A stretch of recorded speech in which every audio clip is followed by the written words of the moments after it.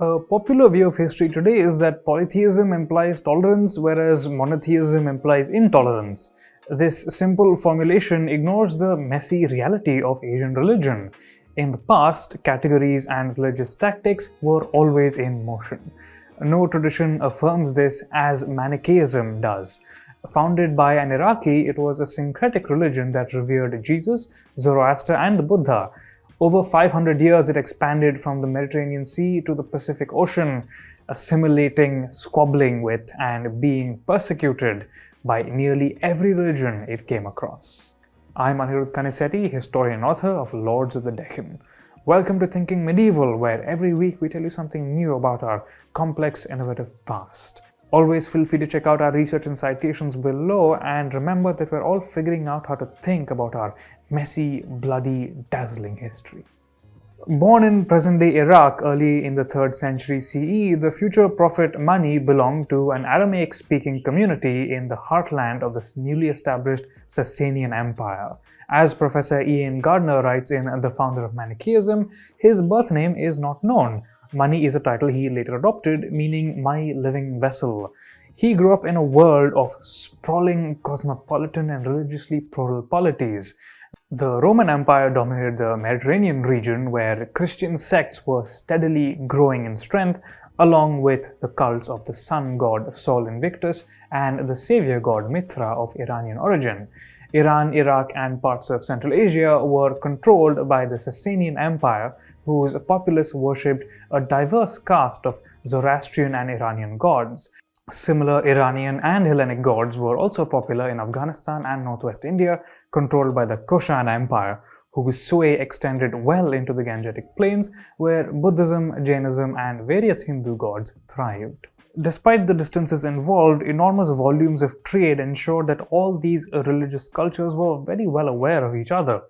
As recent excavations at Berenike in Egypt have confirmed, there was a small community of Indian Buddhists at Alexandria, the greatest of all Roman ports. Roman artistic ideas contributed to the international style of Kushan art in the Gandhara region of northwest India. Embassies were also exchanged. Between 218 to 222, an Indian delegation visited the imperial court of Rome, and one of its members was a Jain merchant, as suggested by scholars Max Deeg and Iain Gardner in Indian Influence on Money Reconsidered, the Case of Jainism. This Jain merchant shared religious ideas with the Syrian writer Badaison of Edessa, whose work may have inspired the future prophet to travel to India around 242. When he eventually returned to his homeland, he adopted the title of Mani, claimed that he had converted a king in Turan, either Central Asia or Balochistan, and been acclaimed as a Buddha. Mani saw himself as the culmination of a line of prophets, the culmination of the rich religious history of his world. According to historian David Scott in his paper Manichaean Views of Buddhism, Mani and his successors claimed that Jesus was an earlier prophet who had his church in the West alone. Buddha was also a prophet but had his church in the East alone.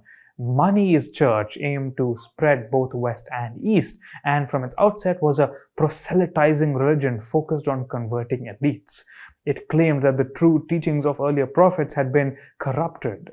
Mani, according to them, was the ultimate messenger of truth and light. He was the future Buddha Maitreya. He accepted the Buddhist doctrine of rebirth. He adapted the Jain notions of karma and Atman and the Zoroastrian notion of cosmic light and dark. But after early successes in Iran, the Zoroastrian high priesthood had Mani arrested and his followers brutally persecuted. He died in prison. The Zoroastrian backlash continued as Sasanian power expanded. In Manichaeism and Bactria, Scott writes that they seized and converted Hindu and Buddhist sites at Karatepe and Surkh Kotal in Central Asia. Despite Sasanian persecution by the late 3rd century, Manichaean communities were well ensconced in Syria, Iraq, and especially in Central Asia. This crossroads of the world saw frequent world-changing migratory waves. Many of these new arrivals found Manichaean ideas appealing. Though there is little archaeological evidence of this, a later text reported by Scott accused the 6th century Hunnic ruler Mihirakula of destroying Buddhism and venerating the heresy of Mani. In Buddhist responses to Manichaeism, Scott writes that Buddhism did not take Manichaean threats lying down. Of particular concern was the fact that Manichaeism tried to subsume Buddhism within its umbrella. In addition to making Buddha part of their tradition, they claimed that Mani had achieved Mahaparinirvana just as the Buddha had.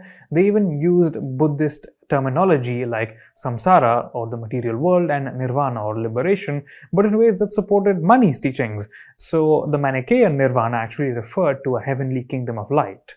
This syncretism was both its strength and its weakness, allowing more established Asian religions to accuse Manichaeism of heresy.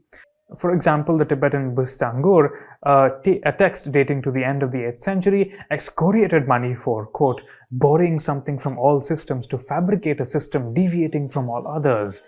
Ironically, as Scott points out, Manichaeans were using the Buddhists' own tactics against them. Buddhists had previously, and would continue to, as we talked about in this video, assimilate Hindu deities as subordinate and temporary beings, and the dominant Mahayana, or Greater Vehicle school of Buddhism, had adopted the title to denigrate other schools dubbed Hinayana, or Lesser Vehicle. Rather amusingly, Manichaeans claimed the title of Supreme Vehicle to attract followers. With all this said and done, Manichaeism remained politically insignificant until the 8th century, when it found a following among the Uyghur Turks. The Uyghurs were important allies of the Tang dynasty of China, forcing the latter to grudgingly proclaim tolerance for Manichaeism in 732. Soon after, Uyghur Khans ordered the destruction of Buddhist images. But in this moment of triumph, Manichaeism was faced with its most serious threat. In Syria, it underwent a major schism, and also in the 8th century, conquering Arab armies penetrated Iran and reached Central Asia, where they defeated a Chinese-Turk coalition. In subsequent centuries, many formerly Buddhist and Manichaean communities converted to Islam, a complex story which we'll address in future editions of Thinking Medieval. But despite its eventual disappearance, Manichaeism left behind many traces. As Scott writes, it was the only religion to be condemned across the East-West divide, but it also, in some ways, transcended the divide, challenging how we imagine these East-West divisions. Manichaean icons and ideas trickled into the art of Tibet and Japan, with Mani and Jesus represented as Buddhas.